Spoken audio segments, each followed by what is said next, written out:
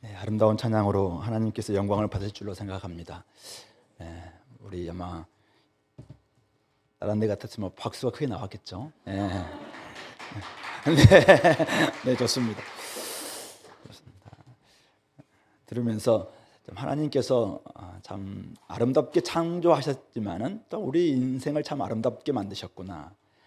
이렇게 목소리로 또 반주로 이렇게 찬양한다는 것 자체가 얼마나 하나님께서 기뻐하실 일일까, 이런 생각이 좀 듭니다. 2024년을 좀 우리가 새롭게 맞이하면서 어떻게 좀 살아갔으면 좋겠는가, 또 어떻게 사역했으면 좋겠는가, 이런 생각을 가지고 오늘 말씀을 좀 살펴보려고 합니다. 예수님이 가시려는 길을 가고, 예수님이 하시려는 일을 하고, 예수님이 기뻐하셨던 일을 기뻐할 수 있다면은 2024년은 좀 좋은 해가 되지 않을까 생각이 듭니다. 예수님이 가시려는 길에 우리가 갈 수 있고, 예수님이 하고 싶었던 그 일을 우리가 하고, 예수님이 참 기뻐했던 그 일에 우리도 함께 기뻐할 수 있다면은 2024년을 마무리할 때 행복했다, 참 좋았다, 이렇게 말할 수 있지 않을까, 이런 생각을 하게 되면서 오늘 말씀을 한번 우리 살펴볼 텐데요. 오늘 우리 말씀은 전문맥, 우리 9장 51절에 예수님께서 승천하실 기약이 차감해 예루살렘을 향하여 올라가기로 굳게 결심하시고 난 이후에 일어난 일입니다. 예수님이 승천하실 기약이 차가서 일단은 공생의 3년이 이제 거의 다 끝나가는 그 시점에 예루살렘으로 올라가서 십자가에 죽으시겠다라는 이런 결심을 굳게 하시고 난 다음에 먼저 사자들을 보냈죠. 예수님의 심부름꾼들을 보내서 사마리아 땅 가시려는 길들을 갔습니다. 사마리아 땅에서 그들을 영접하지 않으니까 야고보와 요한, 우리 잘 알다시피 우리의 아들이잖아요. 열받아가지고 불을 내리게 하실까요? 그래서 예수님이 그들을 꾸짖으셨습니다. 그런 길은 예수님의 길도 아니고 그렇게 사는 것은 예수님 방식도 아니다, 이렇게 이야기를 했습니다. 가는 길에 몇몇 사람들이 저도 예수님 좀 따라가겠습니다 라고 예수님께 요청했을 때 예수님은 그래, 날 따라오라, 이렇게 말씀하기보다는 야, 이 길 쉽지 않은 길인데 너희들 갈 수 있냐? 라고 이야기하면서 몇 가지 좀 이야기를 했어요. 그러면서 가장 중요했던 부분들은 손에 쟁기를 잡고 뒤를 돌아보는 자는 하나님 나라에 합당하지 않다. 네가 진짜 이 길을 가기를 원한다면은 이것은 진짜 각오하고 가야 된다, 이런 말씀도 하셨습니다. 그리고 오늘 이제 10장에 들어오면은 그 후에 예수님께서 따로 70인을 세우사 친히 가시려는 각 동네와 각 지역으로 둘씩 앞서 보내시며 말씀을 주셨다. 우리가 9장에서는 예수님의 12제자들을 파송했던 사건을 우리가 이미 살펴보았습니다. 그곳에 가서 이제 그들이 진짜 오늘 주셨던 말씀, 비슷한 말씀을 주시면서 그들이 나갔을 때 복음도 전하고 병도 고치고 그렇게 했을 때 실질적으로 그렇게 일어난 일들을 경험했습니다. 그리고 오늘 예수님께서 예수님께서 가시려고 했던 바로 그 길이죠. 앞서 이들을 보내시면서 70인을 보냅니다. 왜 70인인가? 여러 가지 이야기합니다. 구약에도 12지파가 있었고, 그 다음에 70인의 장로님들이 있었던 것처럼 신약에도 또 70명의 우리 성도들의 대표다, 이렇게 볼 수도 있고, 아니면 이제 노아의 가족으로 말미암아 우리 창세기 10장에 보면은 70민족 가까이 이렇게 퍼져나가거든요. 그것처럼 세상을 대표하는 숫자가 70이다. 그래서 결국은 이 누가복음은 세상을 구원하기 위해서 오신 구세주 복음이 어떤 누가복음의 좀 특징이라 한다면은 결국은 세상을 다 구원하시려는 그 마음으로 70인을 보냈다, 이렇게 좀 해석할 수 있을 것 같아요. 어쨌든 중요한 것은 70인을 보냈다는 것입니다. 친히 가시려고 하는 각 동네, 각 지역으로 둘씩, 항상 둘씩이에요. 증인의 요건을 갖추는 바로 둘씩 보내시면서 말씀을 주십니다. 가서 해야 될 일은 뭔가? 추수할 것은 많되 일꾼이 적으니 그러므로 추수하는 주인에게 청하여 추수할 일꾼들을 보내주소서 하라. 가서 이들이 해야 될 일은 기도합니다.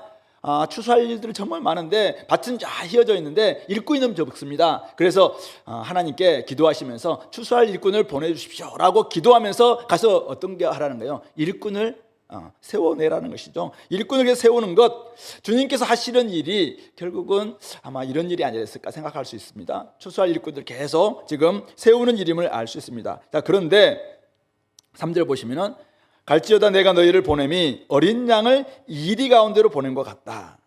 쉽지 않은 길이라는 것이죠. 어린 양 대신 예수님이 이리와 같은 권세자들에게 나중에 십자가에 못 박혀 죽지 않습니까? 그런 것처럼 제자들이 가는 길 또한 어린 양을 이리 가운데로 보낸 것 같은 고난의 길이다라는 것을 명확하게 말씀하고 있습니다. 그러면서 애들이 준비할 것은 뭔가요? 전대나 배낭이나 신발을 가지지 말며 또 길에서 아무에게도 문안하지 말며, 그러니까 전대, 배낭, 신발 이거 준비하려고 너무 준비 시간 많이 갖지 말라는 것이죠. 하나님만 의지하고 나아가라, 이런 의미가 아마 있을 겁니다. 준비하는데 시간을 지금 쓸 만큼 이거 시간이 많지 않다, 긴박하다라는 것이죠. 그러면서 길에서 아무에게나 문안하지 말라. 길에서 이제 유대인들의 인사는 굉장히 길다고 합니다. 우리도 뭐 처음 만난 사람들을 우리 만나면은 과거로부터 쭉 막 이야기하는 사람도 있잖아요. 오늘 우리 소개 모임이 이제 오늘 뭔데, 소개 모임은 좀 길게 해도 괜찮아요. 근데 길에서 이제 막 지금 막 전도 나가는데 길에서 막 아는 사람 만났어요. 근데 거기서 막 인사한다고 그냥. 그 유대인들은 굉장히 시간이 많이 걸린다고 이야기합니다. 근데 그렇게 좀 하지 말라. 그래서 거기에 시간 쓰지 말라, 그렇게 이야기를 하고 있는 것이죠. 그러면서 어느 집에 들어가든지 5절부터 7집은 어느 집입니다. 그리고 8절부터 뒷부분은 어느 동네입니다. 이제 어느 집, 오이코스죠. 건물이라기보다는 가정을 가리키는데, 그 집에 들어가거든 먼저 이 집에 평안이 임하도록 인사하라. 원래 유대인들이 이제 샬롬이 이제 보통 인사하긴 합니다만은, 여기서 말하고 있는 이 평안을, 이 집에 평안을 할지어다라고 이야기하는 것은 그들이 지금 가지고 있는 복음이 평화의 복음인 것이죠. 하나님의 관계가 회복됨으로 말미암아 우리 인생의 모든 관계까지도 회복돼야 된다라는 것을 전하는, 하나님 나라가 가까이 왔다라는 것을 전하면서 그 평안의 복음을 선포할 것을 이야기하고 있습니다. 그렇게 하나님과의 관계에서 오는 이 화평, 평화를 전할 때 두 가지 반응이 나오겠죠. 6절 보니까 평안을 받을 사람, 이것은 평화의 아들이라고 번역되기도 하고 평화의 사람이라고 번역되긴 하는데, 어쨌든 평화의 사람이 있는 사람들, 평안의 복음을 받는 사람이 있는 그곳에서는 그들이 머물라는 것이죠. 그래서 이제 이 평화의 사람들을 찾는 일이 굉장히 중요합니다. 그래서 선교도에 가서도 가장 먼저 이제 이 평화의 사람들 찾는 작업이죠. 그래서 복음을 전했을 때 그들이 이 복음을 받고 그 집이 이제 하나의 거점이 되는 것이죠. 제가 옛날에 몽골에 한번 선교여행 갔을 때도 어떤 굉장히 막 장대한 이런 분이신데, 그분들이 이제 먼저 복음을 가장 먼저 받아서 그 가정을 교회로 사용하고 그것을 거점으로 해서 그 주변에 있는 막 복음을 전하는 분들이, 선교사님이 계시더라고요. 그런 것처럼 이 평안의 복음을 받는 사람들이 있다면은 그 집에 머물라. 너희의 평안이 그에게 머물 것이고, 만약 그렇지 않다면은 너희에게로 그 평안은 돌아올 것이다, 그렇게 이야기하고, 그 집에 유하면서 주는 것을 먹으라. 너무 부담스럽지 말고 먹고 마시라고 이야기합니다. 이것은 그들이 베푸는 것일 수도 있지만은 일꾼이 그 싹을 받는 것이라고 주님께서 주님께서 그 사람을 통해서 베푸시는 것이다. 그래서 이 집에 저 집으로 옮기지 말라. 이 집에서 조금 지금 잘 받고 나름대로 좀 먹고 있는데 저 집이 보니까 훨씬 더 풍성한 걸 주는 것 같아. 그런데 쉽게 옮긴다면 어떻게 되겠습니까? 그러니까 이 집에 저 집으로 자꾸 옮기지 말고 그 집을 거점으로 삼아서 그곳에서 복음을 전하라, 그렇게 이야기를 하고 있는 것입니다. 어쨌든 이 평안의 복음을 받는 사람이 있다면 그 사람에게 집중하고 그 집을 거점으로 삼아서 복음을 전하라, 그렇게 이야기를 하고 있는 것이죠. 우리 1절부터 7절까지 잠깐 보신다면은 결국은 어린 양을 이리 가운데 보낸 같이 위험천만한 일이지만은 그것이 예수님이 가시려던 길이었고 결국 예수님께서 하시려던 일이었다라는 것을 알 수가 있습니다. 그래서 예수님은 가시려던 그곳에 제자들을 앞서 보내셔서 예수님이 사실 그곳에 오실 수 있도록 길을 닦는 그 작업을 지금 하고 있는 것입니다. 제자들로서는 예수님께 보내시기 때문에 선택의 여지가 없겠죠. 예수님이 가시려던 길에 지금 보내는 것이고 하시려던 일을 이들에게 맡기는 일이니까 주의 사자라면, 다시 주님이 보내시는 사자, 주님의 보내시는 사도들이라면 당연히 그런 선택의 여지가 없을 것입니다. 그리고 그 복음을 받는 사람들에게는 어쩌면 그것은 유일한 소망일 수 있습니다. 유일한 희망일 수 있습니다. 그러므로 이 일은 사실은 우리가 해도 되고 안 해도 되는 일이 아니라 주님이 우리를 보내신다면 마땅히 해야 될 일입니다. 마땅히 해야 되고 마땅히 가야 될 길이다라는 것을 알 수 있습니다. 이 일은 물론 쉽지 않은 일입니다. 어려운 일입니다. 이 일 가운데 보내는 어린 양처럼 때로는 그냥 십자가에 달려 죽을 수도 있고 희생만 당할 수도 있고, 어린 양이 갑자기 사자가 되겠습니까? 그러니까 어린 양처럼 그냥 의기소침할 수도 있고 힘들 수도 있는 길입니다. 그러나 그 길로 가야 되고 맡기신 일을 해야 된다.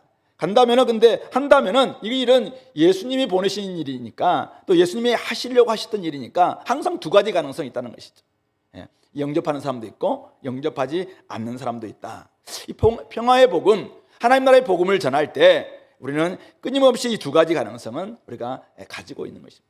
평화의 지금 오늘날도 누가 이제 복음을 쉽게 받아들일 수 있겠는가 생각할 수 있지만은, 가는 곳에는 늘 어려운 일이지만은 쉽지 않은 길이지만은 가는 곳에는 평화의 사람들이 반드시 있습니다. 예수님께서 예배해 놓으신 평화의 사람들, 이 평안의 복음을 받는 사람들은 어디든지 있다. 그리고 영접 여부에 따라서 평화가 그곳에 임하기도 하고 또 되돌아오기도 하지만은 반드시 우리가 해야 될 일은 이 평화의 복음을 선포하고 전하는 일이다라는 것을 알 수가 있는 것이죠. 8절부터 어느 동네에 들어가도 마찬가지입니다. 어느 동네에 들어가든지 너희를 영접하거든 너희 앞에 차려놓은 것을 먹고, 그러니까 어떤 동네는 이방인 동네가 있을 수 있습니다. 그런 곳에 가서 우리가 막 줬는데 사람들이 막 줍니다. 근데 이 고기 같은 거예요. 근데 그걸 가지고 이 고기 출처가 어딥니까? 막 이런 거 묻지 말고 주는 대로 먹으라는 것이죠. 제사 음식 줄 수 있어요? 그거 묻지 말고 그냥 먹으라고 이야기합니다. 더 이상 이제는 외적인 의식, 외적인 정결로 판단받던 시대는 지나갔다는 것이죠. 예수님이 오시면은 그 모든 것들은 다 사실은 사라지게 됩니다. 그래서 주는 것 그냥 먹고 마시면 된다라고 이야기를 합니다. 그러면서 거기 있는 병자들을 고치고, 이게 이제 우리가 말하는 전시 사역이죠. 하나님께서, 하나님 나라가 실제로 임하고 있다라는 것을 보여주고 있는 병자를 고치는, 그러니까 치유 사역이죠. 병자를 고치는 이 사역을 하고, 또 말하기를 하나님의 나라가 너희에게 가까이 왔다 하라. 선포 사역입니다. 하나님 나라가 가까이 왔습니다. 예수님이 하나님 나라의 주권자로서 이 땅에 임하셨습니다 라는 것을 반드시 전하라. 결국은 이 제자들이 어떤 동네나 또 어떤 집에 들어가서 해야 되는 사역은 두 가지죠. 하나는 전시 사역이고 하나는 선포 사역입니다.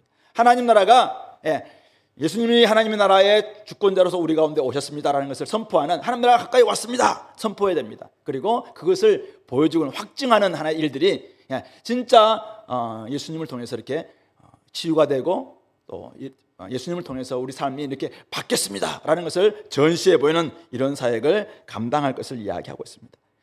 10절 보면은 어느 동네 들어가든지 너희를 영접하지 않는 동네가 있을 텐데, 그 거리로 나와서 이 너희 동네에서 우리 발에 묻은 먼지를 떨어버리겠다. 그러나 하나님의 나라가 가까이 온 줄은 너희들 알라. 이렇게 하고 그 말을 떠날 것을 이야기하고 있습니다. 심판 때 그들 가운데 결국 평화의 복음을 받아들이지 않음으로 말미암아 평화 대신 그들에게 심판이 임할 수밖에 없을 텐데, 그때는 내가 하나님 나라 가까이 왔다라는 것을 선포함으로 말미암아 그들에게 한 번 더 기회를 주는 것이고, 또 하나는 너희들이 심판받을 때 핑계댈 수 없다라는 것을 명확하게 이야기하는 그런 의미에서 예수님은 그렇게 하고 떠날 것을 이야기하고 있습니다. 그러면서 그날에는 이 소돔이 하나님의 심판을 받아서 멸망했던 소돔이 그 동네보다 견디기 쉬우리라, 이렇게 이야기하시면서 세 지역을 이야기합니다.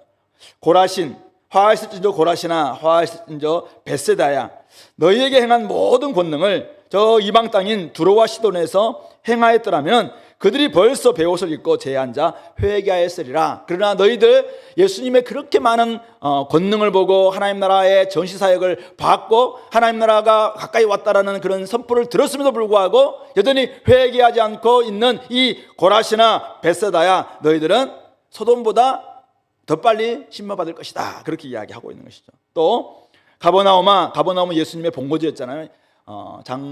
우리 베드로의 장모가 살았던 그곳에 예수님이 이제는 본거지로 삼고 갈릴리 사역의 거의 사역을 감당했거든요. 근데 이 가버나움도 늘 그곳에서는 나름대로 도움도 있었고 여러 가지 있었는지 모르겠지만은 하늘에까지 이미 그들이 교만해졌다는 것이죠. 가버나움은 그곳에서 예수님의 말씀을 가장 많이 들었을 것이고 예수님의 권능을 가장 많이 보았음에도 불구하고 여전히 교만하고 있는 그들, 나중에는 음부에까지 낮아질 것이다, 이렇게 이야기를 하고 있습니다. 그러면서 결국은 심판, 이 평화의 복음을 제자들이 전하고 전시할 텐데, 그때 결국은 이 복음을 받아들이지 않고 영접하지 않는 곳에서는 이렇게 소돔처럼 또는 고모라처럼 심판을 당할 수밖에 없다라는 것을 이야기하시면서 그 예로 고라신, 지금 벳세다, 또 이 가버나움에 대한 이 선포를 말씀하고 있는 것이죠. 그리고 난 다음에 16절은 제자들에게 주신 말씀이죠. 너희 말을 듣는 자는 곧 내 말을 듣는 것이고 너희를 저버리는 자는 곧 나를 저버리는 것이다. 나를 저버리는 자는 결국 나 보내신 하나님을 저버리는 것이다, 이런 이야기를 하시면서 결국 제자들의 사역이 예수님의 사역이자 하나님께서 원하셨던 사역이다라는 것을 같이 이야기하고 있습니다. 예수님의 말은 결국 예수님의 말은 하나님의 메시지였고, 그리고 결국 예수님 보내셨던 제자들의 메시지는 예수님께서 정말 주시고자 하는 메시지다. 결국 연결되어 있다. 연대성을 지금 강조하고 있는 것입니다. 그러므로 제자들이 보냄받는 곳에서 하나님 나라를 선포할 때 그들의 말을 듣느냐 듣지 않느냐는 예수님을 듣느냐, 하나님을 받아들이냐 아니면 저버리는 것이냐, 이것을 결정짓는 아주 중요한 것이다. 그런 점에서 이 제자들의 말에는 권세가 있고 제자들은 그만큼 특권을 가지고 있다. 그래서 우리가 가서 복음을 전하는 것, 예수님이 보내셨을 때 나가서 복음을 전하는 이 일은 물론 우리는 쉽게 이렇게 할 수 있지만은 우리에게는 엄청 뒤에 뒷배가 있는 것이죠. 예수님이 계시고 예수님을 보내신 하나님이 계시다. 그런 마음을 가지고 우리가 할 도리는 선포하는 것이고 전수하는 것입니다. 그러나 결정은 결국 그들이 선택할 것이냐 말 것이냐는 그들에게 달려있지만은, 그러나 예수님은 분명히 이야기하고 있습니다. 이 일은 나와 결부되어 있는 것이고 또 나를 보내신 하나님과도 함께 있다 있는 일이다. 그러므로 이 일은 굉장히 중요한 일이다. 그러므로 우리가 나가서 복음 전하는 일은 하나님의 선교에 동참하고 있는 하나님 백성의 선교의 일환이다. 이 중요성을 잊지 말라. 지금 그렇게 말씀하고 있는 것입니다. 결국 1절부터 우리 16절 말씀 보시면은 예수님이 보내신 제자들, 그들은 예수님께서 가시려던 곳에 가시는 것이고 하시려던 일을 하는 그런 사람들이다라는 것을 이야기하고 있습니다. 결국 이들이 전하는 이 복음을 환대하고 영접하는 곳에서는 실질적으로 하나님 나라가 임하게 됩니다. 오늘 본문에 나와 있지 않습니다만 바로 17절에 우리가 그것을 알 수 있겠죠. 주여 주의 이름으로 귀신들도 우리에게 항복하다이다. 진짜 이들이 나가서 복음을 전하니까 막 귀신들이 항복하는 일이 벌어지고 병이 막 떠나가는 일이 벌어지고 또 그 한 마을이 막 주께로 돌아오는 일들이 벌어졌다라는 것을 우리가 암시하는 그런 내용입니다. 결국은 사탄과 귀신은 물러가고 병자들은 치유를 얻고 하나님과의 관계가 회복되니까 진짜 이 평화가 임하게 되는 것입니다. 사람들의 관계가 좋아지고 가정 안에도 진짜 하나님의 은혜가 막 임하는 이런 역사가 일어났다는 것을 알 수가 있는 것이죠. 개인이든 동네든 나라든 또는 한 가정이든 마찬가지입니다. 결국은 제자들이, 보내심 받은 제자들이 예수님이 하시려던 그 일을 감당할 때 결국 그곳에 그들이 영접만 한다면, 그들이 이것을 받아들이기만 한다면 그곳에는 얼마든지 하나님이 주시고자 한 평화, 화평, 화목, 평안, 그것이 임할 수 있다라는 것을 말씀하고 있는 것이죠. 반면에 영접하지 않는다면 소돔처럼 심판을 받을 수 있는 것입니다. 고라신과 벳세다와 가버나움은 예수님의 말씀과 권능을 보고서도 듣고서도 믿음으로 반응하지 않고 여전히 자신의 교만함을 회개하지 않음으로 말미암아 예수님의 이런 선고를 들어야 했던 것이죠. 그런 점에서 오늘날도 마찬가지겠죠. 오늘날도 수많은 우리가 메시지를 듣고 많은 역사를 보았음에도 불구하고, 역사적으로 봤고 성경을 통해서도 보았음에도 불구하고 여전히 자신의 마음을 낮추지 않고 또 회개하지 않는다면 마지막 때 여전히 주님이 오시는 날까지는 기회가 있어요. 그러나 여전히 주님이 오시는 날까지 이 말씀을 듣지 않고 또 회개하지 않는다면 평화의 복음은 그 가운데 역사하지 않을 것이고 평화는 그 가운데 임하지 않을 것이고 마지막 때에는 분명하게 심판이 임할 수밖에 없다, 그 이야기를 하고 있는 것이죠. 그러므로 오늘 1절부터 16절은 보냄받은 제자들은 주님의 사자로서 이 길을 가야 했고 그 일을 해야 했다. 그런 점에서 이들은 그 길을 가서 그 일을 하며 주님께서 주님께서 주시고자 했던 평화를, 하나님 나라를 그곳에 선사했다라는 것을 우리가 알 수 있을 것 같습니다. 이것에 대한 적용은 우리가 조금 이따 한번 우리 교회에 대해서 함께 생각해 보도록 하겠습니다. 그리고 17절부터 24절에서는 이제 이들이 돌아와서 보고하는 내용이죠. 보고하는 내용을 보면은 70인의 제자들이 굉장히 기뻐합니다. 근데 이 기쁨과 그 뒤에 예수님께서 말씀하시는데 예수님의 기쁨이 조금 대비돼서 오늘 나오는 것을 살펴볼 수가 있습니다. 먼저 우리 70인들의 기쁨인데요. 오늘 17절 70인이 기뻐하며 돌아와 이르되 주여 주의 이름이면 귀신들도 우리에게 항복하더이다. 주님의 이름으로 막 복음을 전하고 선포하니까 또 전시하니까 막 귀신들이 쫓겨가는 것을 그들이 보았다는 것이죠. 그 앞에서 예수님이 변화산상에서 우리 모세와 또 엘리야와 함께 별세에 대해서 막 이야기하고 있을 때 아래쪽에서는 9 제자들이 사실은 열심히 막 복음을 전하기도 하고 막 예수님의 이름으로 막 능력을 행사하려고 했지만은 실패했잖아요. 근데 그런 모습들을 70인의 그 제자들이 혹시 보지 않았을까요? 근데 오늘 70인의 제자들은 그들과는 달리 나아가서 막 복음을 전하고 예수님의 이름으로 막 권능을 행하니까 귀신들이 항복하는 이런 모습을 봤으니까 얼마나 기뻤겠습니까? 야, 우리가 그러면 저 12명의 제자들보다 훨씬 더 능력이 있단 말이야. 막 이런 마음도 들기도 하고, 야, 진짜 주님의 이름이니까 역사가 일어나네? 막 이런 기쁨 가지고 주님 돌아와서, 야, 예수님, 진짜 이런 일이 일어났습니다. 기뻐하면서 이제 막 보고하는 거잖아요. 우리 여러분들이 사역 마치고 돌아왔을 때 막 기쁨 가지고 돌아와서 막 보고하듯이. 그런데 예수님이 그 다음에 뭐라고 합니까? 예수님께서 이르시되 사탄이 하늘로부터 번개같이 떨어지는 것을 내가 보았노라. 사탄, 귀신의 왕, 귀신의 최고의 대장, 이 사탄이 하늘로부터 번개같이 떨어지는 것을 내가 보았다. 예수님이 나름대로 그때 이제 하나의 환상이랄까요? 비전을 보았죠. 이 일은 언제 일어납니까? 이 일은 십자가에서 예수님께서 달려 죽으실 때 모든 사탄의 정사와 권세를 다 무찌르는 그 사건을 예수님이 딱 목도하고 계시는 것이죠. 그 사건의 연장선상에 지금 제자들의 이 사역이 지금 있는 것입니다. 제자들이 가지고 있는 권능은 예수님의 권능의 일환이죠. 오늘 그러면서 이야기합니다. 내가 너에게 뱀과 정갈을 밟으며, 뱀, 옛 뱀이라고 할 수도 있고 아니면은 사탄이 주는 여러 가지 어려움이라고 할 수 있을 텐데, 뱀과 정갈을 밟고 원수는 아마 사탄이겠죠. 원수의 모든 능력을 제어할 권능, authority, 이 권세를 너에게 주었으니 너희를 해칠 자가 결코 없다. 내가 알고 있다. 자, 그러나 귀신들이 너에게 항복하는 것으로 기뻐하지 말고 너희 이름이 하늘에 기록된 것으로 기뻐하라. 그렇게 말씀하고 있는 것입니다. 제자들에게는 진짜 예수님이 주신 권세가 있습니다. 예수님이 주는 권능이 있어요. 진짜 예수님의 이름을 가지고 나아가서 기도하면은 막 역사가 일어나기도 하고 귀신이 쫓겨나는 역사가 좀 일어나게 됩니다. 예수님은 실질적으로 보내실 때 그냥 사명만 주는 것이 아니라 능력도 주십니다. 권세도 주십니다. 지금 오늘 우리 지금 베트남과 일본에 가서 사역하고 있는 우리 2 팀이 있습니다. 하나님께서 그냥 그들 몇 명 보내긴 했지만은 그냥 사명만 가지고 보낸 게 아니에요. 그들이 실제로 기도하면은 그곳에서 역사가 일어나기도 합니다.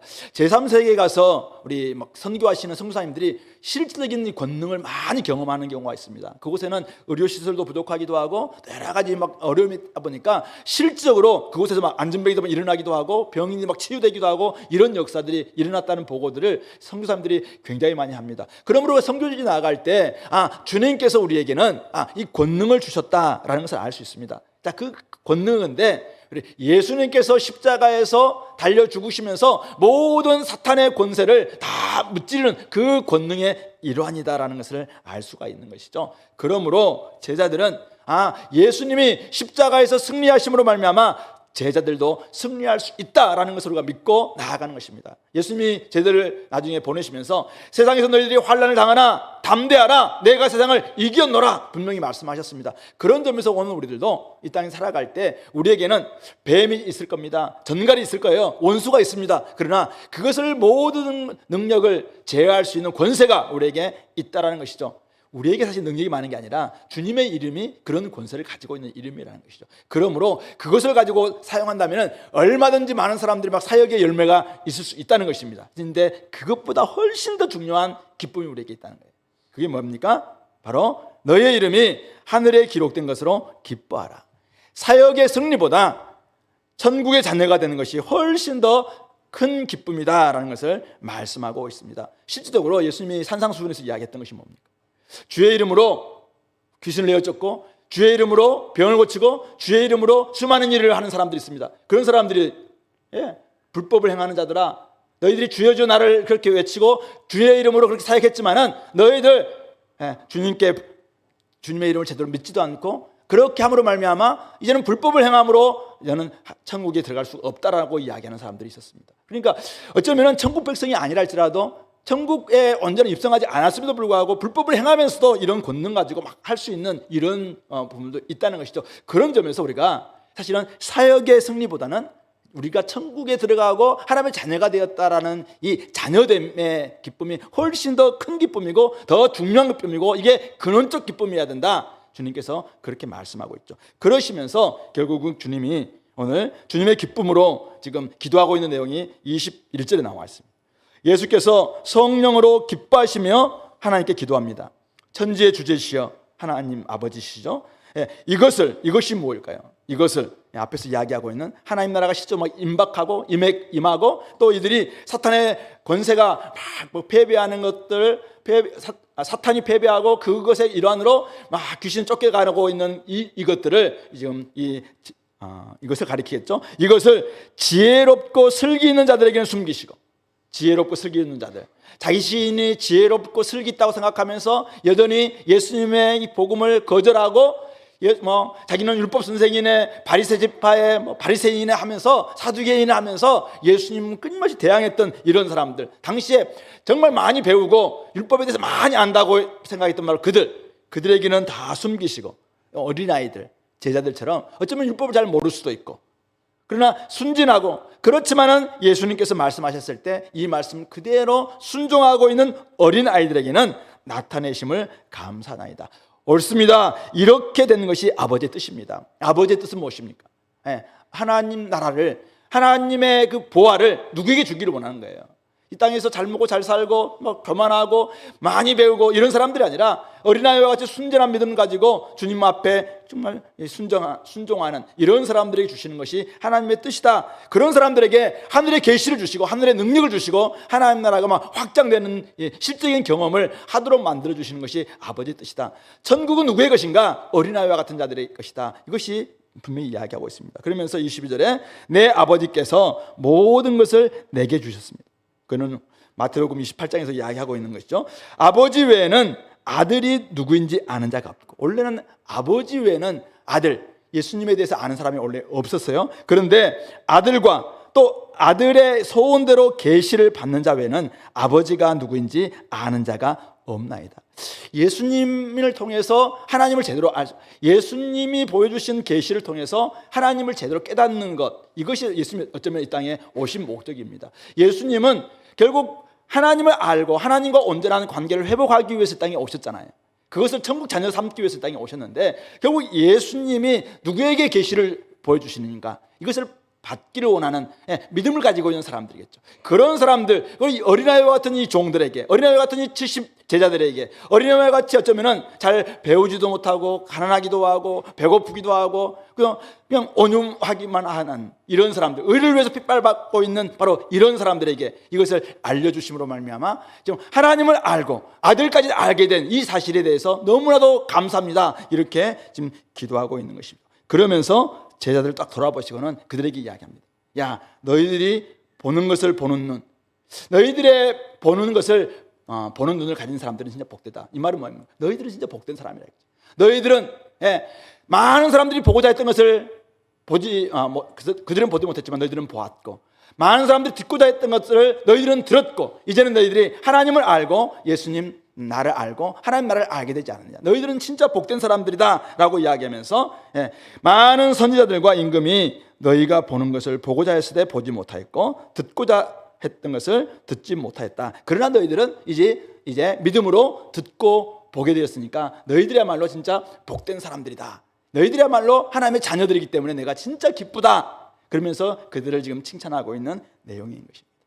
그러므로 오늘 27절부터 24절에서는 제자들의 기쁨은 뭐였어요? 제자들의 기쁨은 주의 이름으로 귀신들이 항복하는 것을 보고 이들은 기뻐했습니다. 사역이 잘 되는 것을 보고 이들은 기뻐했습니다.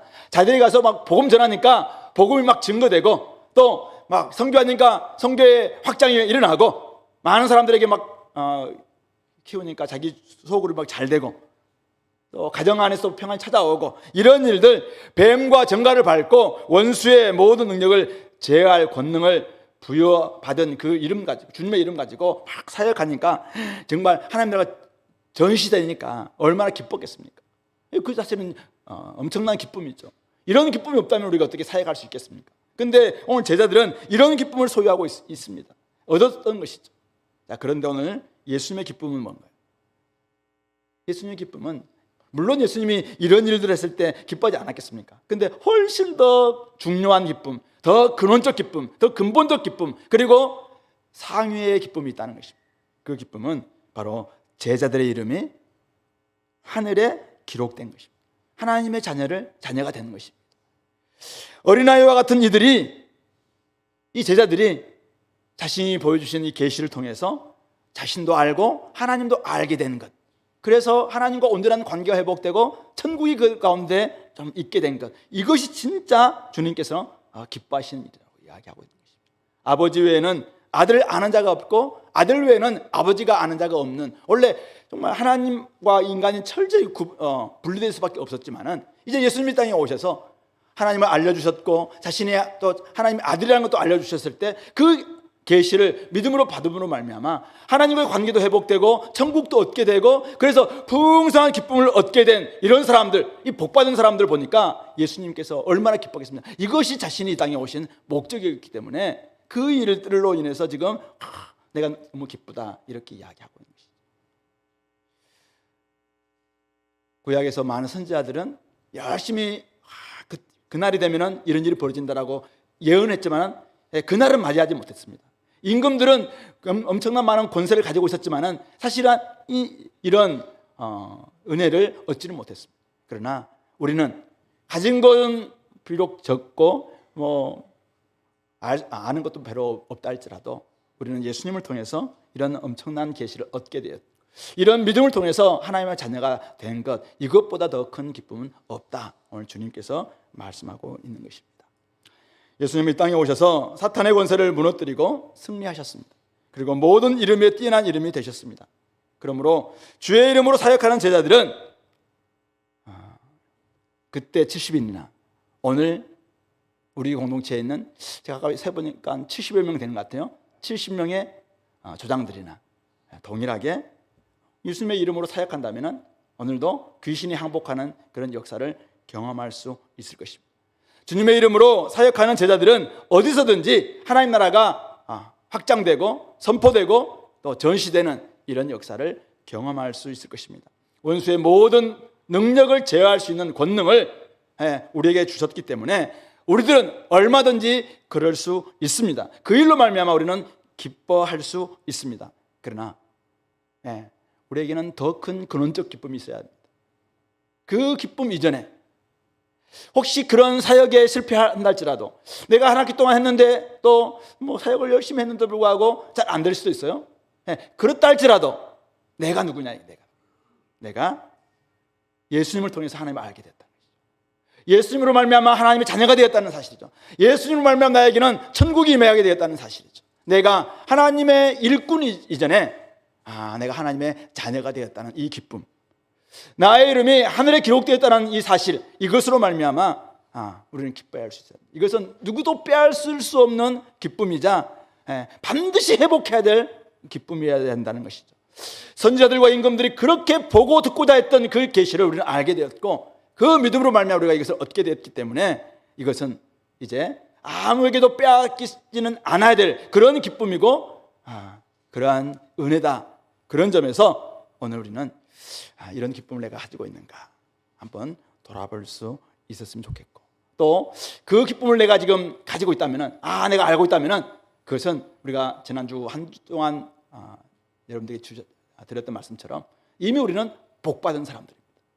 세상에서 원하는 그 복은 혹시 갖지 못했다 할지라도 이미 우리는 근원적 기쁨을 가지고 있습니다. 이미 하나님의 자녀됨, 이 기쁨을 가지고 있기 때문에 우리는 이미 복받은 사람들입니다. 다른 사람들에게 얼마든지 복의 전달자로서 살아갈 수 있을 만큼의 그런 특권과 또 그런 위상을 가지고 있는 존재들이다라는 사실을 깨닫고 그렇게 살아갈 수 있게 되기를 간절히 소망합니다. 이 말씀을 가지고 오늘 이제 2024년 새해를 맞이한 우리 공동체 3가지 한번 적용해 보려고 합니다. 오늘 제가 서두에서 말씀드렸습니다. 오늘 우리 공동체가 한 해를 마쳤을 때 예수님이 가시려던 길을 가고, 예수님이 하시려던 일을 하고, 예수님이 기뻐했던 그 기쁨을 우리가 얻을 수만 있다면 우리는 참 좋은 한 해가 되지 않을까 이런 생각이 들었는데요. 그런 점에서 우리 공동체 3가지, 길 찾기, 일 찾기, 기쁨 찾기, 여기에 우리 자신들이 한번 좀 우리 삶을 한번 들여봤으면 좋겠다 생각이 듭니다. 어떤 길을 우리가 찾아야 될까요? 예루살렘을 향하여 올라가기로 굳게 결심하시고 제 아들을 그곳에 앞서 보내셨습니다. 주님의 제자로서 살아가던 이들인데 주님의 사자가 되어서, 주님의 사도들이 되어서 길을 가고 있는 것이죠. 우리 공동체, 우리들도 가야 될 길도 예수님을 따르는 제자의 길이다. 예수님이 보내시는 길에 예수님이 가고 싶은 그곳에 우리를 먼저 보는 거잖아요. 그러니까 우리가 사도로서 가는 길이에요. 사자로서 가는 길이어야 되겠다 이런 생각을 하게 됩니다. 우리가 가서 주의 사자로서 길을 닦을 때, 우리가 가서 주의 사자로서 길을 닦을 때 뭐 할까요? 나중에 일 찾기 나오겠지만 선포와 전시일 겁니다. 복음을 전하고 복음이 무엇인지에 대해서 우리가 보여줄 때 훨씬 더 그들의 길을 딱 닦게 될 것이고, 회개함으로 말미암아 예수님이 그곳에 훨씬 더 빨리 안착하고 계실지 않겠습니까? 우리를 보냈는데 우리가 가서 복음을 잘 전하고 또 잘 전시한다면은 예수님이 그곳에 가셨을 때 예수님이 하실 것이 없을 정도로 어쩌면 그곳에 가서 주인 되시지 않겠습니까? 예수님 우리를 먼저 보내신 목적은 길을 닦기 위해서, 예수님이 가시는 그곳에 주인 되시기 위해서 가시려고 하고 있습니다. 목자가 되기 위해서 가시려고 하고 있습니다. 구원자가 되시려고 가시려고 하고 있습니다. 근데 우리를 먼저 보내는 거잖아요. 먼저 가서 우리가 예수님이 왕이십니다, 예수님이 진짜 예수를 믿으면 저처럼 이렇게 행복해질 수 있습니다 라는 것을 전하는 사람들이잖아요. 그러면은 그 뭔지 딱 몰랐는데 예수님 딱 왔을 때 그들이 말했던 게 이거구나 라는 것을 알지 않겠냐 이거죠. 그런 점에서 우리가 가야 될 길은 예수님이 가시려던 그 길을 가는 것이고, 그래서 우리가 사자로서 가는 길입니다. 사도로서 가는 길입니다. 예수님이 왜 예루살렘으로 올라가려고 하셨습니까? 사람들이 기대했던 예루살렘 행은 많은 사람들이 요즘 서울로 다 올라오듯이 당시에 이스라엘에서도 예루살렘 행 그러면은 한마디로 한번 자기의 이름을 한번 내보는 거죠.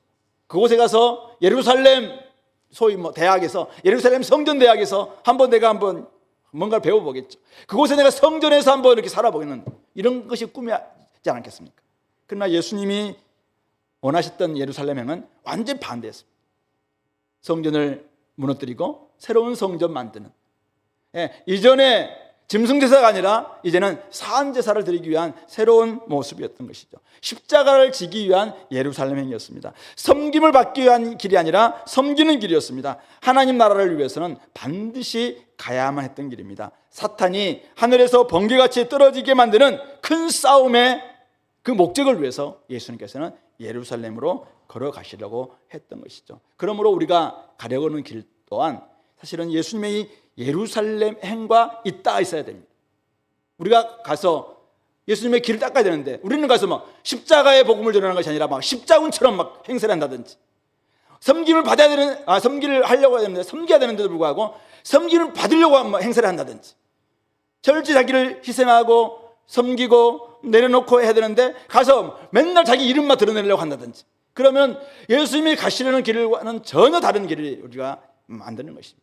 그는 식민지 개척 때 선교사를 이름을 앞세우고 예수님 이름을 보였지만 지금 그런 지역에서 다 예수님을 더욱더 반대할 수밖에 없는 이유가 잘못된 길로 그들이 걸어갔기 때문에 그랬던 것이죠. 그런 점에서 우리는 우리가 가서 주님의 이름으로 길을 닦을 때는 어린 양이 이리 가운데로 보는 것 같은 이런 모습인 것이죠. 쉽지 않은 길이지만은, 그러나 그 길이 승리가 보장된 길인 것입니다. 오늘 우리가 이곳에 있어야 될 이유, 그곳으로 가야 될 이유, 우리가 살아가야 될 이유, 그것은 바로 어린 양, 예수님께서 어린 양으로 살아내는 것입니다. 예수님 보내시는 삶 또한 어린 양이 되는 것입니다. 어린 양처럼 사실은 살아내는 것입니다. 그럴 때 나중에 진짜 십자가 위에서 승리하시고 모든 이름에 뛰어난 이름이 되는 것입니다. 평화의 사람이 있는 집으로 들어가야 됩니다. 어쩌면 길에서는 그냥 너무 길게 우리가 인사하지 못할 때도 평화의 사람이 있는 집에 들어가서 그곳에서 충분히 머물고 있는 그런 모습이 될 수 있으면 좋겠습니다. 여러분들 소그룹이 어쩌면 평화의 집이 돼야 될지도 모르겠습니다. 그곳에서 충분한 나눔이 됐으면 좋겠습니다. 병자가 있는 그 동네도 가야 됩니다. 아마 여러분들의 우리 장년부 같으면은 하나의 구역이 동네가 될 수 있다고 생각해요. 그 구역에서 충분히 그곳에서 아프고 힘든 사람들이 초대해서 그곳에서 치유할 수 있는 그런, 그곳으로 가야 될지도 모르겠습니다. 회개하지 않는 고라신, 회개하지 않는 벳세다, 회개하지 않는 가버나움, 너무 시간 많이 투자하지 마시기 바랍니다. 대신 사마리아 길로 걸어가십시오. 예수님이 보내시는 길로 가시기 바랍니다. 한 번도 가보지 않는 길이랄지라도 주님께서 보내시면 그 길로 갔으면 좋겠습니다. 그동안 우리가 했던 방식 가지고 안 된다면은 새로운 길을 한번 개척해 보시기 바랍니다. 그렇게 해서 요단강 동쪽으로도 가보시고, 아니면 저기 다른 나라도 한번 가보시고, 그렇게 해서 우리는 주님께서 보내시는, 결국 주님은 세상의 구세주로 오셨어요. 세상을 다 구원하기 위해서 오셨어요. 그렇다면 세상 어디든지 세상 속으로 들어가시기 바랍니다. 그곳에 가셔서 예수님의 길을 찾고 예수님께서 하시려던 방식으로 여러분들의 길을 닦고 일들을 감당하시기 바랍니다. 그런 점에서 오늘 우리 교회 첫 번째 목표가 doing church입니다. 교회를 세우자가 아니라 교회를 하자는 것입니다. 이제는 내가 교회입니다. 가서 여러분들이 있는 그곳에서 교회가 되었으면 좋겠습니다. 교회를 하시기 바랍니다.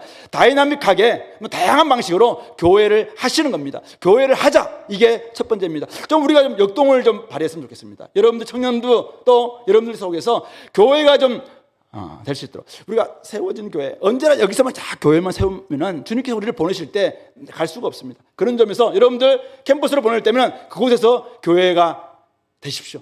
교회를 하시기 바랍니다. 여러분들 가정, 하나님이 보내셨다면 가정에서 교회를 하시기 바랍니다.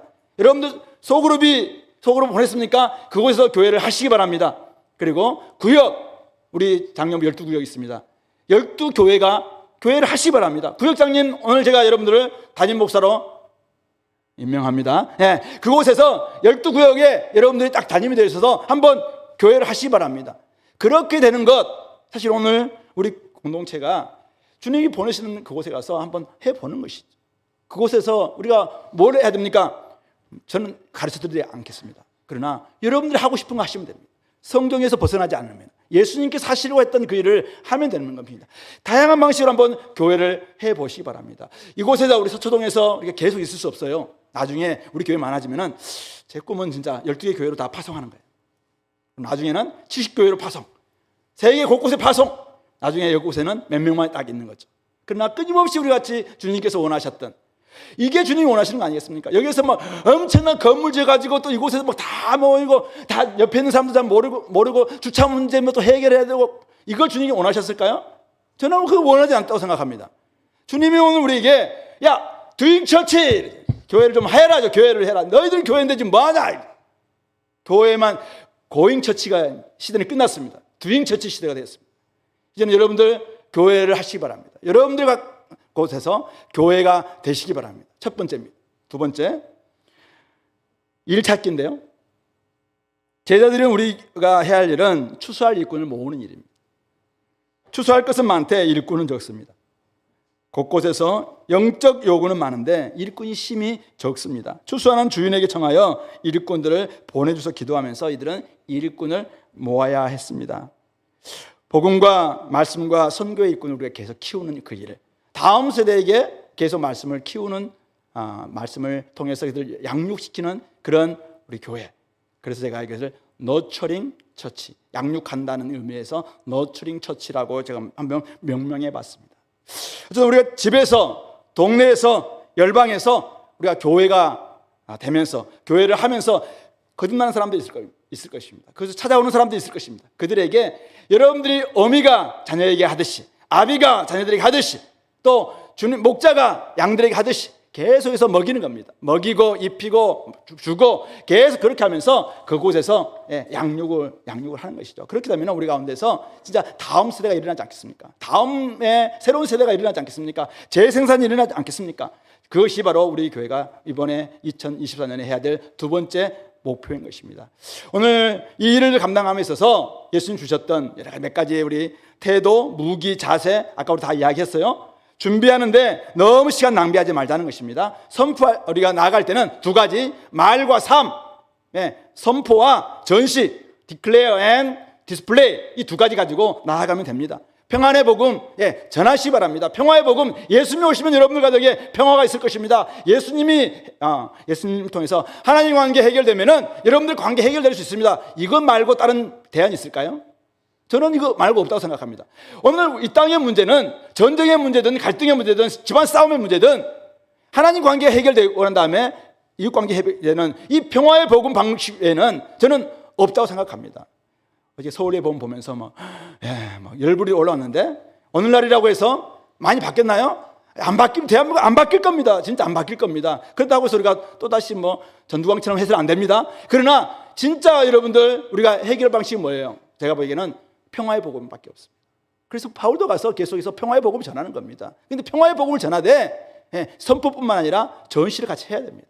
그래서 우리의 삶이 이것이다. 기도 사역이 중요한 이유가 여기에 있어요. 그래서 우리가 끊임없이 단 세대를 양육할 때, 다음 세대를 재생산할 때 여러분들 가정에서 하든지 회사에서 하든지 캠퍼스에서 하든지 간에 이 선포와 전시는 함께 가야 됩니다. 영접하면 구원을 얻을 겁니다. 그러나 영접하지 않는다면 결국 나중에는 심판이 있을 수밖에 없을 거예요. 그러나 중요한 것은 우리는 그리스도의 대사입니다. 그리스도의 대리자입니다. 그래서 우리는 그런 권세 가지고 나가서 하면 되는 것입니다. 여러분들 나름대로 지금 회사에서 어느 정도 위치가 있나요? 그러면 그곳에 가서 한번 두잉 처치 하시기 바랍니다. 교회를 하시고 그리고 한번 양육하는 데까지 한번 해보시기 바랍니다. 세 번째, 기쁨 찾기입니다. 우리도 사역에서 오는 기쁨을 회복했으면 좋겠습니다. 정말 여러분들이 사역하면서 기쁘다. 저도 사실은 목회하면서 기쁨이 없다면 어떻게 계속 더 할 수 있겠습니까? 그래서 저도 더 기뻐해야 되겠다. 목사님 나부터 좀 더 기뻐하자. 이런 지금 목표를 가지고 올해 생각을 해봅니다. 근데 더 중요한 것은 뭐예요? 오늘 보니까 구원받은 기쁨의 회복이라는 것입니다. 하나님의 은혜로 말미암아 하나님을 알게 되었고 예수님을 알아가는 아들, 딸이 되었다. 이것보다 더 큰 기쁨이 있는가 이거죠. 지혜와 슬기가 부족한 사람들이 아닌, 우리는 사실은 부족함에도 불구하고 우리에게, 어린아이와 같은 우리들에게 하나님을 알게 해주셨고 예수님을 알므로 말미암아 천국 자녀 삼아주셨다. 이 기쁨보다 더 큰 기쁨이 있는가? 그렇다면 우리가 엄청난 소유를 가지고 있는, 하늘의 보화를 다 가지고 있는 그런 존재죠. 그러므로 우리는 이 땅에 있는 대기업 총수 일가보다 훨씬 더 사실은 굉장한 이렇게 자부심을 가지고 있는 그리스도인들을 대하지 않겠나. 그런 점에서 우리 그리스도인들이 좀 매력이 있었으면 좋겠습니다. 그래서 올해 세 번째 목표는 어트랙티브 처치입니다. 매력적인 교회가 됐으면 좋겠다. 우리 한 사람 한 사람의 좀 기쁨이 있음으로 말미암아 이 근원에서 나오는 기쁨이죠. 근원에서 나오는. 우리 교육자들이 이렇게 이야기하면서 앞에 이렇게 차 파시는 분들, 손님이 올 때는 너무 잘 기뻐하는데 그 앞에 차만 조금 되는 날들은 너무 열받게 하는 모습으로, 열받은 모습으로 우리를 쫓아내가지고 저분들의 기쁨은 정말 장사할 때만 나오는 기쁨이구나, 이런 이야기를 했었는데, 혹시 우리 그리스도인들도 그렇지 않습니까? 복음 전할 때는 막 웃는데 여러분들 못할 때는 그냥 성질내고, 그렇다면 매력적인 그리스도인이 아니라고 생각합니다. 다른 사람들하고도 똑같은 환경은 기분이 안 좋고 똑같은 환경에서 어렵고 똑같은 가난함이 있는데 그리스도는 달라. 그럴 때 매력이 있는 거 아니에요? 매력적 그리스도인들. 초대교회에 우리 회복하는 시간 나중에 같이 읽겠는데요. 우리 그런 책이 있는데 그 책에서 나오는 진짜로 그리스도인들이 초대교회 때 많은 사람들에게 매력을 줬던 것은 뭐냐면은 똑같이 막 엄청난 고난을 당하고 있는데 이 달라야 돼. 그때 막 선행을 행하고 그때 다른 사람들 봉사하고 그때 막 가정을 열고 그때 진짜 그들은 막 평안을 가지고 살아가고 그러니까 이들의 가운데 이 매력이 있다는 것이죠. 그런 점에서 우리 교회가 매력적인 교회, 매력적인 크리스찬이 될 수 있었으면 좋겠습니다. 우리 원로 목사님께서 바울의 사역을 이야기하시면서 우리는 이미 됨의 은혜를 받았다. 그래서 우리가 이제는 됨의 은혜에서만 끝나지 말고 좀 함의 은혜를 좀 해보자. 우리는 지나치게 자꾸 우리 좀 빙에만 내가 존재됨에만 좀 정말 은혜 받는 것에만 만족하고 좀 사역에 막 동참하는 이 해야 되는 부분들은 너무나 등한시하는 부분에 대해서 말씀했던 것을 제가 기억합니다. 근데 오늘 제가 조금 제가 원로 목사님의 말씀을 이렇게 빗대는 것이 아니라 반대로 하는 것이 아니라 우리들 가운데 그렇게 하기 위해서는 제가 보기에는 오늘 주님께서 말씀은 뭐냐면은 함의 기쁨이 우리 가운데 있어야 됩니다. 근데 훨씬 더 근원적 기쁨인 됨의 기쁨을 여러분들이 더 갖지 않으면은 이 함의 은혜로 함으로 나아가지 않는다는 것이죠. 그래서 그런 점에서 저는 이 됨의 기쁨이죠. 우리가 어떤 존재가 되었는가이죠. 이 기쁨을 회복하자는 것입니다. 우리의 이름이 생명책에 기록되었다는 이 사실을 놓치면은 해도 짜증내고 해도 사실은 뭐 기쁨도 없고 이런 모습이라면 사람들에게 어떻게 매력을 줄 수 있겠느냐. 그런 점에서 우리의 이름이 하나님의 생명책에 기록된 것에 대해서 기뻐할 수 있는 이 기쁨을 회복하는 한 해가 될 수 있으면 좋겠어요. 그래서 우리가 그 누구도 얻지 못한 그 은혜, 그 기쁨 이것을 통해서 많은 사람들에게 야 우리는 참 뭐 이것도 안 좋고 저것도 안 좋고 다 안 됨에도 불구하고 진짜 기뻐하는. 그래서 사실은 사람들에게 야 너는 왜 그렇게 기뻐하냐? 야 너에게는 도대체 그 비결이 뭐냐? 이런 걸 좀 물을 수 있는 좀 매력이 있는 그런 모습으로 회복될 수 있는 우리 공동체 될 수 있길 바랍니다. 그래서 아까 doing church, nurturing church, attractive church 앞자만 따면 뭐가 돼요? DNA가 되는 거죠. 그래서 제가 이걸 맞추기 위해서 지금 한번 얼핏 단어를 찾아온 거예요 지금. 그래서 올해 2024년 우리 목표는 똑같이 공동체 다음 세대 그다음에 선교하는 교회로서 이야기를 써갈 겁니다. 근데 어떤 모습으로? 복음의 DNA를 가진 모습으로. 복음에는 역동이 있습니다. 복음에는 재생산이 있어요. 복음에는 매력이 있습니다. 그래서 복음의 DNA로 우리 공동체 다음 세대에 선교하는 이야기를 그런 스토리를 써가는 올 우리 2024년 우리 공동체 될 수 있게 되기를 말씀으로 권면드립니다. 같이 한번 우리 말씀을 생각하시면서 하나님 아버지 올해 2024년 주님께서 우리를 보내시는 길로 가고 하시는 일을 하고 그 다음에 기쁨을 잘 찾아서 하나님이 우리를 통해서 정말 하나님도 기뻐하시고 예수님도 기뻐하고 우리 온 공동체 기뻐하는 그런 모습 회복해달라고 같이 한번 기도하겠습니다.